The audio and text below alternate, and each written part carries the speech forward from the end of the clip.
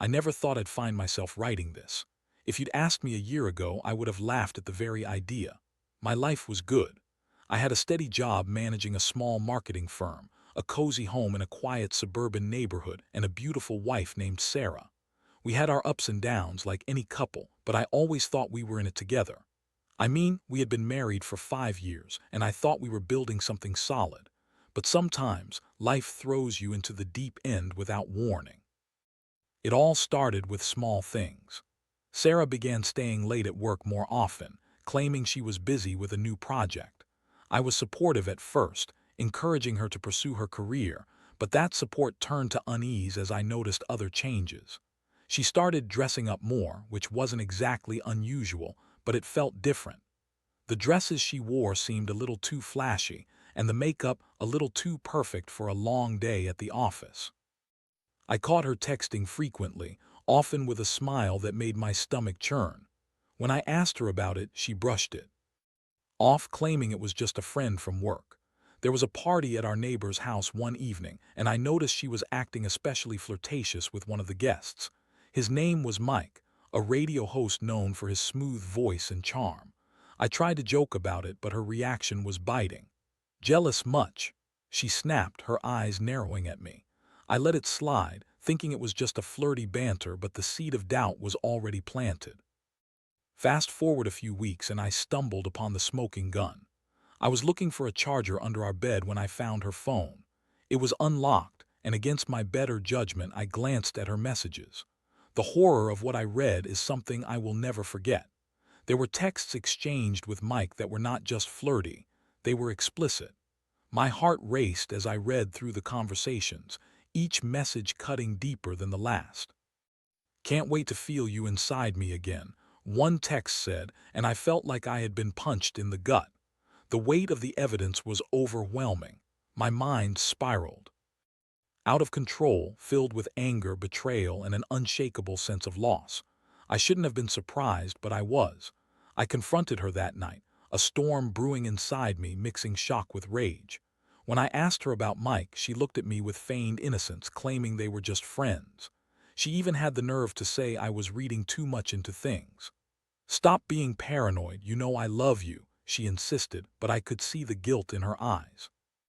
I demanded the truth, and after what felt like an eternity, she finally broke down. "Okay, fine. We've been seeing each other for the last few months," she confessed, her voice shaking.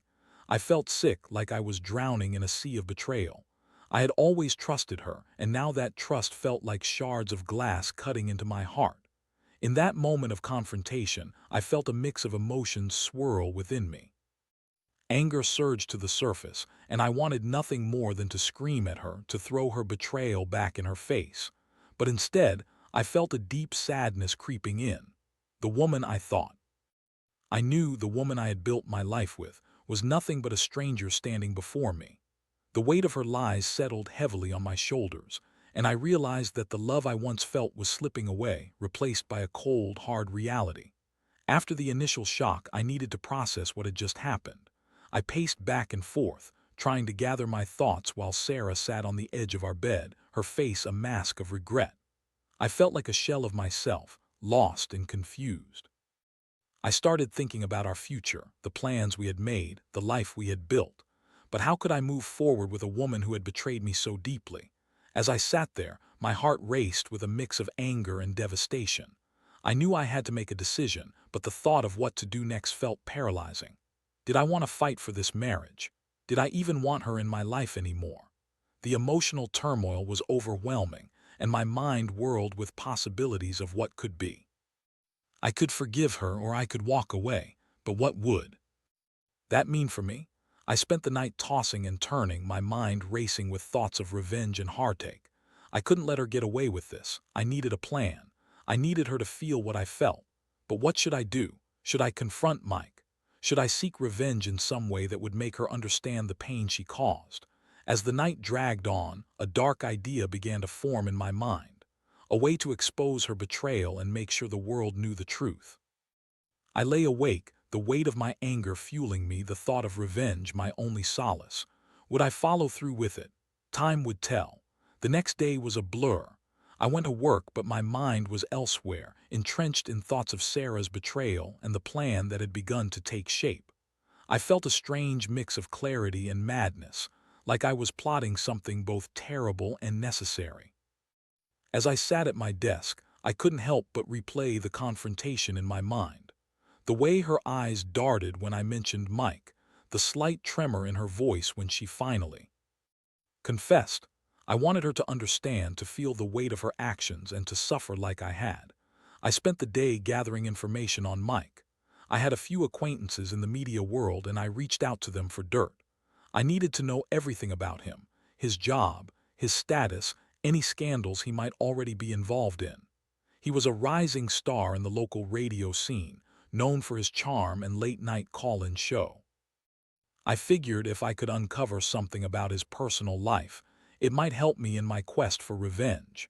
As I delved deeper, I discovered some interesting tidbits online. There were rumors of a history of inappropriate behavior with listeners. It seemed Mike had a knack for pushing boundaries, and I felt a flicker of hope. If I could find concrete proof of his indiscretions, I could expose him. My mind raced as I imagined the headlines, Sarah's face when she realized the consequences of her choices. It wasn't long before I stumbled upon a post in an online forum where someone had shared a story about an uncomfortable encounter they had with Mike. They described how he had made lewd comments during a meet-and-greet event. The more I read, the more it fueled my determination. I couldn't just let this go. I wanted to shatter their little world and let everyone in our community know who they really were. That evening, I confronted Sarah again. I had to see if she would slip up or show any signs of remorse. I casually brought up Mike, asking her what she thought of his show. "He's popular, I guess," she said dismissively. "But who cares? He's just a guy." I could sense the tension in the air, like a coiled spring ready to snap. "Just a guy," I echoed, letting the anger seep into my voice. "You were just cheating on your husband with him, right?" She rolled her eyes, making me feel like I was the one overreacting. "You're blowing this way out of proportion," she snapped, her frustration evident. I could see she was uncomfortable, and that gave me a sense of satisfaction. I decided to play the long game.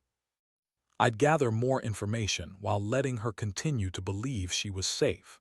I wanted her to think I was still the same oblivious husband, so she wouldn't suspect a thing. I began to follow Mike's show more closely, tuning in every evening and listening to the callers, trying to get a feel for his personality and the kind of things he discussed. His voice was smooth, charming, and everything Sarah had likely fallen for. I knew I had to act, but I also needed to be careful. I contacted a few people who worked in local media, trying to find someone willing to share their own experiences with Mike. I reached out anonymously, eager to piece together a case against him. I wanted to expose his character, not just for the sake of revenge, but to show Sarah that her choice in men wasn't just a betrayal of me. It was a betrayal of her own integrity. As days turned into weeks, my plan solidified in my mind. I wanted to ensure that Sarah would hear about Mike's downfall live on air. I could already envision her reaction when she realized what was happening, her horror as the truth came crashing down around her. It would be the ultimate public humiliation, and I wanted it to be as devastating for her as possible. I gathered evidence on Mike's unprofessional behavior, including testimonials from listeners who had similar experiences. It felt like I was building a case against a criminal, and it was oddly empowering. I even went so far as to create an anonymous email account to reach out to his radio station, threatening to expose him if they didn't take action. I crafted the message carefully, making sure to include just enough detail to make it credible, but not so much that it would lead back to me. Then came the day when everything finally fell into place. I received a reply from a producer at the station, someone who was intrigued by what I had to say about Mike. They wanted to meet and discuss it further, and I saw my chance. I arranged a meeting under the guise of wanting to share more about Mike's behavior, but what I really wanted was to set off a chain reaction that would lead to his downfall. As I walked into the station, I felt a mix of excitement and anxiety. I was about to unleash something that would change the course of my life and Sarah's forever. As I sat in the Small conference room waiting for the producer to arrive. I couldn't help but think about how far I had come from the days of blissful ignorance. This was my moment. I was finally taking control of the narrative. When the producer entered, I quickly launched into my story, sharing everything I had gathered about Mike. The look on his face as he listened to the information was one of disbelief mixed with intrigue. I knew I had him hooked. I had no idea how the repercussions would unfold, but I felt a rush of adrenaline as I realized that in just a few steps, I would ensure that Sarah would hear about Mike's downfall in the most public way possible. This was it, the point of no return. I was ready to watch it all play out, and I knew I wouldn't stop until I'd made them both pay for the pain they had caused me. The meeting with the producer went better than I could have hoped. He was fascinated by the information I had gathered and expressed genuine concern about the implications of Mike's behavior. I could see the wheels turning in his head as he considered the ramifications of a scandal on their station. By the end of our conversation, he assured me that he would look into it and get back to me. I left the station with a sense of power I hadn't felt in weeks. The feeling was intoxicating. I spent the next few days in a haze of anticipation. I kept checking my phone, waiting for updates from the producer. Meanwhile, Sarah seemed oblivious to the storm brewing around her. She continued to go about her life, blissfully unaware that the man she was seeing was about to be publicly exposed. I found myself watching her every move, how she laughed at her phone, how she brushed her hair back when she was deep in thought. Each time I saw her smile, I felt a surge of anger mixed with determination. She had taken everything from me, and now it was time for her to feel the repercussions. Finally, the call came. The producer told me they were going to air a segment discussing Mike's behavior on his show. They had received multiple accounts of inappropriate comments and actions from various listeners, and it was clear they were taking the allegations seriously. I felt a thrill of excitement rush through me. This was it. The public humiliation I had longed for was about to happen, and I would be there to witness it. I made sure to tune in that night. I set everything up in my living room, adjusting the lights and pouring myself a drink. I wanted to create an atmosphere that mirrored the tension I felt inside. As the clock ticked closer to showtime, I felt a knot of anticipation in my stomach.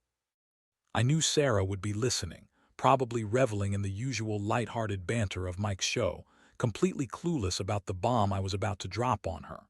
When the show began, Mike's voice filled the room, smooth and charismatic as always. He laughed and joked with his co-host, completely unaware of the chaos brewing beneath the surface. I could see how easy it would be for someone like Sarah to fall for that charm. But as the segment shifted to the allegations against him, my heart raced. The producer introduced the topic with a serious tone, and I could feel the weight of the moment hanging in the air. Tonight, we're addressing some serious concerns raised by our listeners regarding our beloved host, Mike. The producer stated. My pulse quickened. This was it. Reports have come in about inappropriate comments and behavior during various events, he continued, detailing the testimonies I had provided. I sat on the edge of my seat, the reality of what was happening hitting me like a freight train. I had orchestrated this, and now it was unfolding right before my eyes. I glanced over at Sarah, who was sitting on the couch, her eyes glued to the screen. I wanted to reach out and shake her to make her understand what was happening, but I forced myself to stay calm. I needed to let this play out. As the producer read through the accounts of the listeners, I could see Sarah's expression change. Her brows furrowed in confusion, and I could practically see the gears in her mind turning. "What's going on?" she murmured, glancing at me. I kept my face neutral, hiding the satisfaction bubbling within me. Then came the moment I had been waiting for. The producer read a particularly damning testimony from a woman who described an encounter with Mike at a promotional event. He made comments that made me feel uncomfortable and I felt objectified, she stated, her voice trembling. I could see the realization dawning on Sarah's face. The color drained from her cheeks and her eyes widened as she connected the dots. I leaned back, allowing myself to revel in the moment. I could see the shock and embarrassment wash over her, and I felt a twisted sense of satisfaction. This was the public humiliation I had envisioned. He had betrayed me, and now it was her turn to feel the sting of betrayal. As the segment continued, Mike's demeanor shifted. The light-hearted banter gave way to tension as he started to realize the gravity of the situation. I watched with glee as he tried to laugh it off, but the nervousness in his voice was palpable. The producer pressed him for a response, and for the first time, Mike seemed unsure of himself. "Look, I have nothing but respect for my listeners," he stammered, his charm slipping away. "I would never intentionally make anyone uncomfortable." I could see the cracks beginning to show, and I felt a sense of vindication. He was losing control, and it was everything I had hoped for. Meanwhile, Sarah's expression shifted from shock to anger. "How could you do this?" she whispered, looking at me with a mixture of betrayal and confusion. "You set him up, didn't you?" I didn't respond, letting her stew in her emotions. She had no idea how deep my plan ran. The segment wrapped up with a promise to investigate the claims further, and I could see the defeat on Mike's face as the show ended. They signed off, and the room fell silent. I turned to Sarah, and it felt like the tension in the air had reached a breaking point. "Are you happy now?" she snapped, her voice laced with venom. "You've ruined his life." "Ruined his life?" I echoed, incredulous. "You're the one who decided to cheat on me with him. You think this is just about him. It's about what you did to me." The anger in her eyes simmered, and I could see the wheels turning in her head. The realization of what had just happened was settling in. "You're sick," she said, her voice shaking with rage and hurt. "You've crossed a line. And you didn't when you slept with him." I shot back, my rage boiling over. Sarah stood up, pacing the room, her frustration palpable. "You think this is going to fix anything? You think I'll just regret everything because of this?" "I want you to understand the consequences of your actions," I replied, my voice steady. "This isn't just about you. You hurt me, and now I'm making sure you feel that pain." The silence that followed felt heavy, thick with unsaid words and broken trust. I watched as Sarah's anger morphed into something else, fear perhaps. She realized she had underestimated me. In her mind, I was just a pawn in this game, but now I had taken control of the board.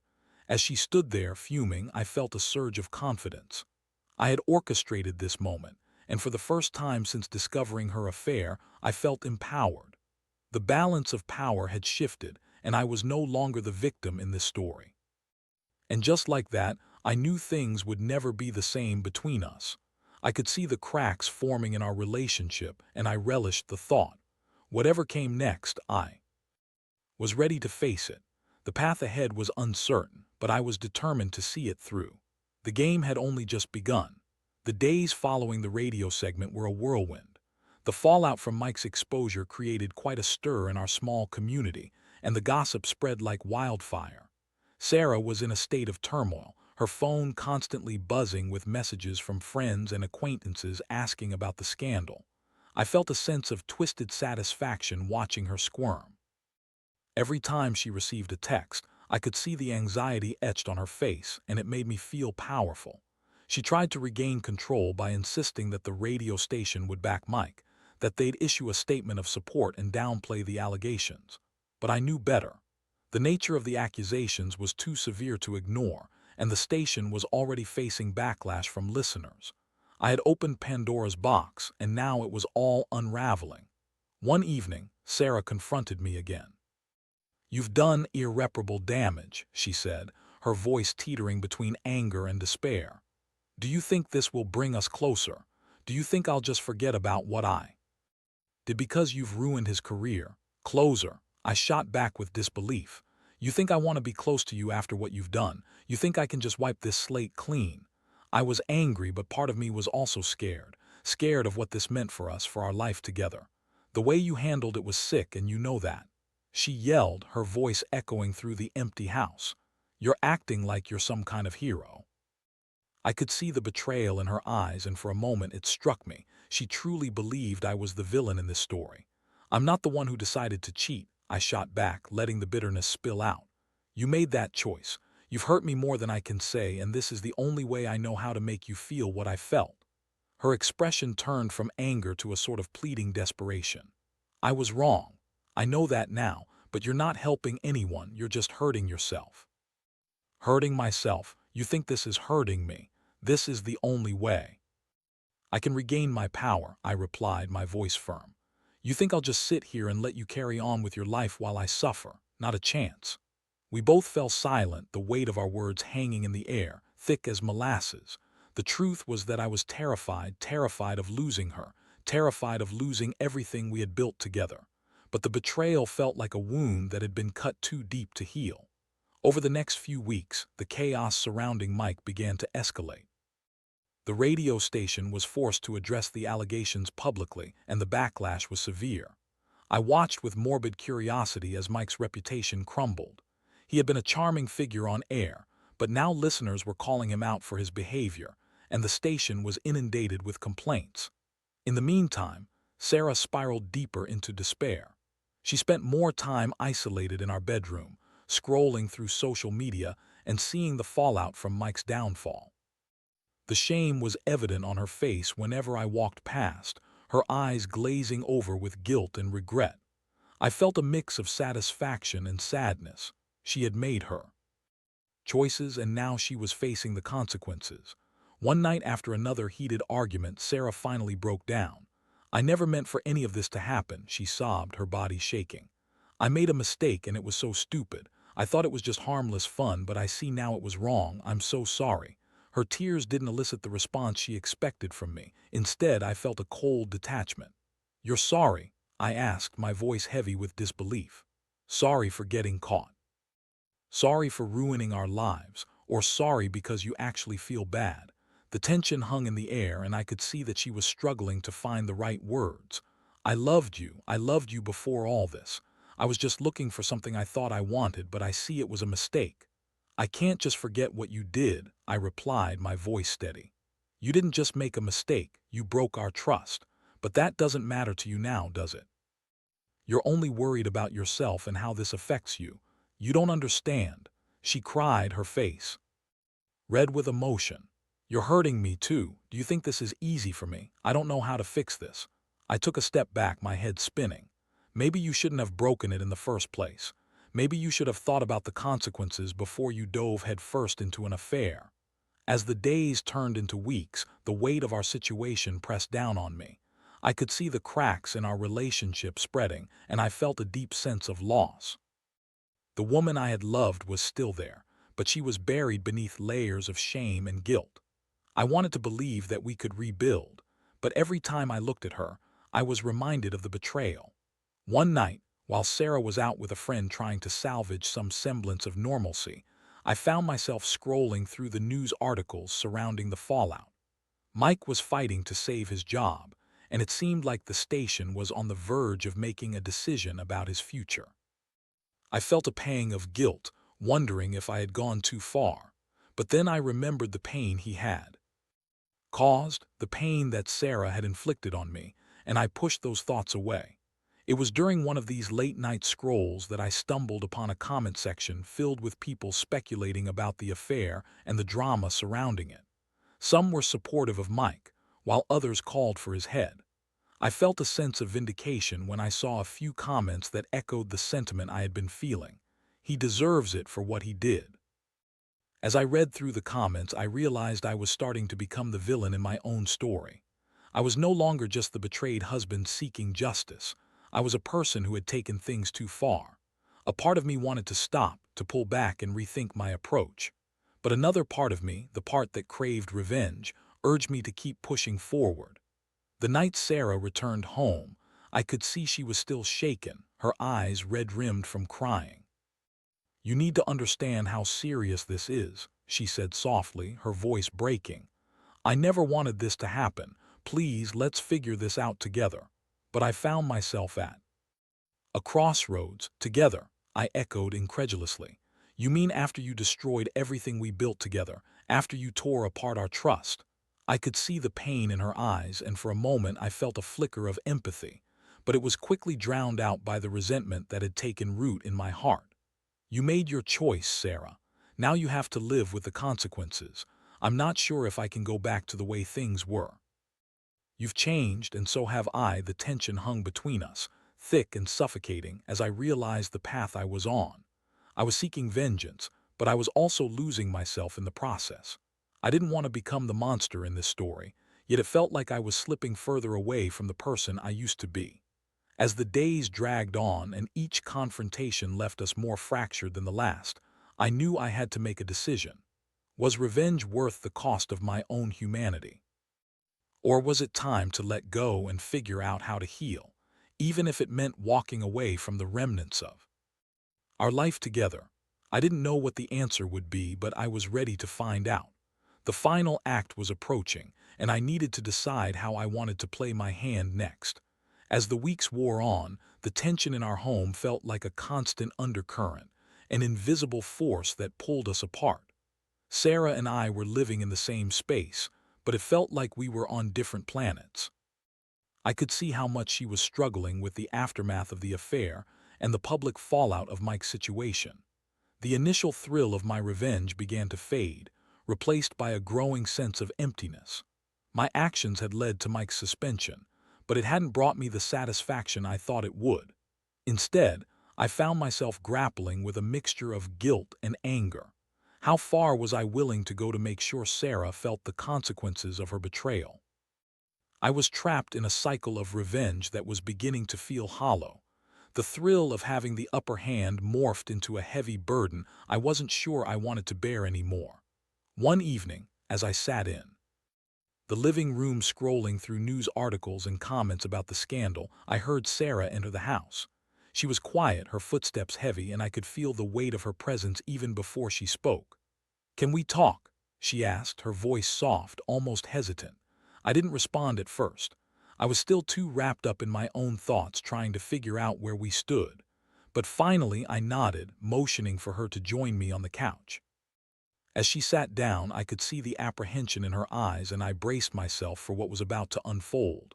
"I know I hurt you," she began, her voice trembling. "I know I've done something unforgivable, but I want to make things right." I couldn't help but scoff. "Make things right? You want to fix what's broken after you've shattered everything?" The bitterness in my tone was piercing, but I couldn't suppress it. "I don't expect you to forgive me right away. I just want a chance to explain," she pleaded, her eyes glistening with unshed tears. I thought I was unhappy, and I didn't realize what I had until it was almost too late. I was lost, and I let myself be swayed by someone else, but you have to believe me when I say it was a mistake, a stupid mistake. I let her words sink in, and for a moment I felt the flicker of empathy I had tried to suppress.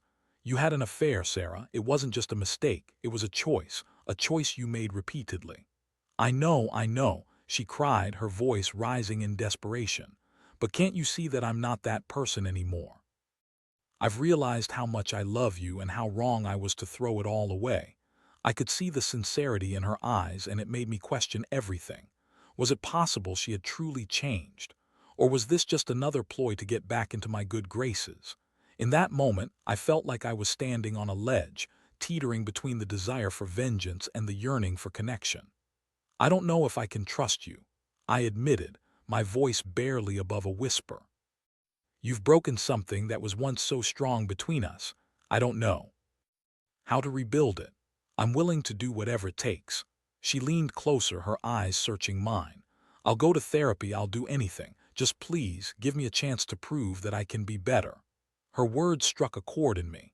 I had always believed in second chances, but this was different. I could feel the walls I had built around myself starting to crack, and it terrified me. Would taking her back mean I would have to let go of the anger that had become such a part of my identity? "Taking you back isn't something I can just decide to do," I said, my voice heavy with uncertainty. "It's not just about you, it's about me too. I don't want to be the person who seeks revenge, but I also don't want to be the person who gets hurt again." Silence enveloped us as we both took a moment to process what was happening. I could see the desperation in her eyes, and for the first time since the affair was exposed, I felt a flicker of hope mixed with fear. "Maybe we could try counseling together," she suggested hesitantly. "I don't want to lose you, and I'm willing to put in the work." The thought of counseling seemed daunting. I had always been the one to believe in communication, but would we be able to talk through the hurt and betrayal? It was a risk, but also one I felt I needed to consider. "Okay," I finally said, feeling the weight of my decision settle heavily on my chest. "Let's try. but understand that it's going to take time. I'm not going to snap my fingers and forget what happened." Her face lit up with a mix of relief and gratitude. "Thank you. I'll make it worth it, I promise." As the initial shock of my decision wore off, I felt a strange combination of dread and relief. I was stepping into uncharted territory, trying to navigate the mess we had created together. I knew it wouldn't be easy, but perhaps this was the first step toward healing. We scheduled our first counseling session for the following week, and in the days leading up to it, I found myself reflecting on everything we had been through. The anger that had fueled my desire for revenge was slowly diminishing, replaced by a cautious hope that we could find a way through this. As we sat through our first session, I felt the tension in the room. It was awkward and uncomfortable, but the therapist guided us through our feelings and frustrations. It was an emotional roller coaster, and for the first time, I felt like we were both committed to understanding each other. The journey wasn't linear, and there were moments where the pain of betrayal resurfaced, but slowly we began to rediscover each other. Sarah was opening up about her insecurities and the reasons that led her to seek out someone else. I shared my feelings of hurt and betrayal, and for the first time it felt like we were facing this together. Over time, the process of healing became a focus for both of us. I started to realize that revenge, while sweet in the moment, had only left me feeling hollow. It hadn't restored anything, it had only created more pain. As we worked through our issues in counseling, I began to see the flickers of the love I once had for Sarah and the potential for rebuilding something worthwhile. It was a long and arduous road, but we were doing it together. I was learning to let go of the anger that had consumed me, and in turn, I was beginning to reclaim my own sense of self. But would it be enough? As we moved forward, I understood that the final resolution of our story was still unwritten. The healing journey was ongoing, and while it was challenging, I felt a sense of hope that perhaps we could create a new narrative together, one that would be stronger than before. And so I sat, knowing that the next chapter of our lives was ahead of us, uncertain and open to possibility. The game was over, but life had more in store for us than just revenge. It had the chance for redemption. As the weeks turned into months, the counseling sessions became a vital part of our lives. We met regularly with our therapist, who helped facilitate discussions that we had shied away from for too long. Each session peeled back layers of hurt and misunderstanding that had accumulated between us, and I could feel a shift taking place. Slowly but surely, we began to rebuild the trust that had been shattered. I witnessed a change in Sarah. She was more open, more honest about her feelings and insecurities. It became clear that her infidelity stemmed from a mix of personal dissatisfaction and a momentary lapse in judgment. For her, it wasn't just about the thrill of the affair. It was more about a deep-seated need for validation that she hadn't recognized until it was too late. In turn, I started to confront my own issues. I realized I had allowed my desire for revenge to consume me, to define me in a way that wasn't healthy.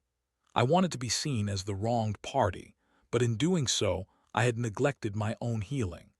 I learned that hurt people tend to hurt others, and while I had sought to make Sarah feel the pain she had inflicted on me, I had only succeeded in hurting myself further. Over time, we began to have real conversations about our future. We talked about our goals, our dreams, and what we wanted our relationship to look like moving forward. It wasn't always easy, and there were still moments when the past would rear its ugly head. I still felt pangs of jealousy or insecurity, especially when I saw Sarah absorbed in her phone, but I fought against those feelings. I wanted to trust her, and I needed to remember that we were both working towards something better. One evening, as we were sitting on the couch watching a movie, a moment of peace settled over us. I glanced over at Sarah, who was looking at me with an expression of warmth that I hadn't seen in a long time. It struck me just how far we had come. I reached for her hand, intertwining my fingers with hers, and smiled. "I think we're doing okay," I said softly. Sarah nodded, her eyes glistening with unshed tears. "I never thought we could get here after everything that happened. I'm so grateful you're giving us another chance." "I'm learning that forgiveness is a process," I replied. It doesn't mean forgetting, but it means we're acknowledging the hurt and choosing to move past it together. We began to create new memories, going on weekend getaways, enjoying quiet dinners and laughing together more freely. I could feel the tension between us softening, and with each passing day, the shadows of the past began to fade. We were building a new foundation, one rooted in honesty, vulnerability, and a renewed commitment to each other. However, there were still challenges. There were times when the memories of her affair would surface, and I would feel a wave of anger wash over me. But instead of retaliating, I learned to express my feelings constructively. I would share my thoughts with Sarah, allowing her to understand when I was struggling rather than letting resentment fester inside. One night during one of our sessions, the therapist asked us to reflect on what we had learned about ourselves and each other. As we shared, I realized how much I had grown through this process. I had started out as a man seeking revenge, but I was emerging as someone who valued love, connection, and vulnerability more than ever. I've learned that we're both flawed, I admitted during the session. We both have our demons, but it's how we face them that matters. Sarah nodded, her voice trembling with emotion. I've realized that I need to be honest with myself and with you. I don't want to hide behind my mistakes anymore. I want to be better, not just for you, but for myself too. As we left that therapy session, I felt a renewed sense of hope. The road to healing wasn't linear, and I knew we would still face bumps along the way. But for the first time in a long time, I felt genuinely optimistic about our future. A few months later, Sarah and I found ourselves sitting at a quaint cafe on a sunny Saturday morning. Over breakfast, I looked across the table at her, and I couldn't help but smile. We had weathered the storm together, and while the scars remain, they were a testament to our resilience. "Do you remember when all of this started?" I asked, my heart full. "How far we've come." "I do," she said, her eyes sparkling, "and I'm so thankful for it. I know I can't change the past, but I can promise to keep moving forward with you." I reached across the table, squeezing her hand tightly. "I believe in us, Sarah. I'm learning to let go of what happened and focus on what's ahead. I want us to continue growing together." In that moment, I understood that our journey was just beginning. The pain of betrayal had transformed me, and instead of allowing it to define our relationship, we had chosen to rise above it. I realized that love could be messy, complicated, and even painful at times, but it was also beautiful, healing, and worth fighting for. As we sat there, sipping our coffee and enjoying the simple pleasure of each other's company, I felt a profound sense of peace. We were no longer defined by our past mistakes, but instead were committed to a future filled with honesty, love, and the promise of new beginnings. And as the sun poured into the cafe, illuminating the path ahead, I knew we were ready to embrace whatever came next together.